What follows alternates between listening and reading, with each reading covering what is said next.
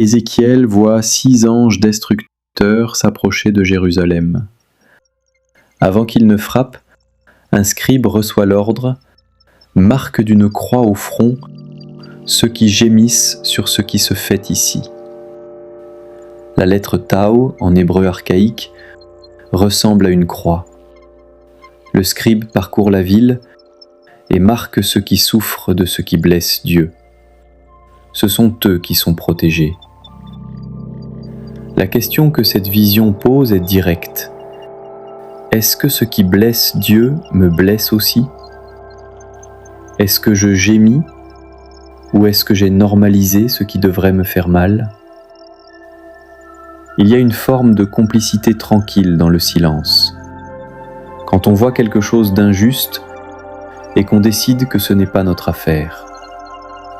Quand on assiste à une blessure et qu'on baisse les yeux. Et Jésus, dans l'évangile de ce jour, donne une procédure. Si ton frère a commis quelque chose contre toi, va lui parler, seul à seul. Pas sur les réseaux, pas à ses amis, pas dans ton cœur en entretenant le ressentiment. Seul à seul. Et l'objectif n'est pas de te donner raison, c'est de gagner ton frère, kerdaino, de récupérer la relation. Cette procédure n'est pas une liste de règles, c'est une invitation à traiter les ruptures avec soin, à ne pas laisser une blessure s'enquister en rancune, à faire le premier pas, le plus difficile. Et la promesse finale de Jésus est l'une des plus belles de l'Évangile. Quand 2 ou 3 sont réunis en mon nom, je suis là, au milieu d'eux. La réconciliation n'est pas seulement humaine, c'est un lieu de présence du Christ. Jeanne-Françoise de Chantal a vécu cela. Son fils adolescent s'est allongé en travers du seuil pour l'empêcher de partir au couvent. Elle l'a enjambé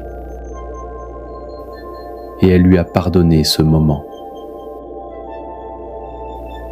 La réconciliation ne signifie pas renoncer à sa vocation. Elle signifie refuser que la blessure ait le dernier mot. La gloire du Seigneur dans la vision d'Ézéchiel quitte le temple, mais elle ne disparaît pas. Elle s'élève. Parfois, la gloire de Dieu quitte les endroits où on croyait la trouver, et on la retrouve dans une réconciliation difficile, dans un geste de paix que personne ne remarque. Avec qui dois-tu parler? Et qu'est-ce qui t'empêche de faire le premier pas?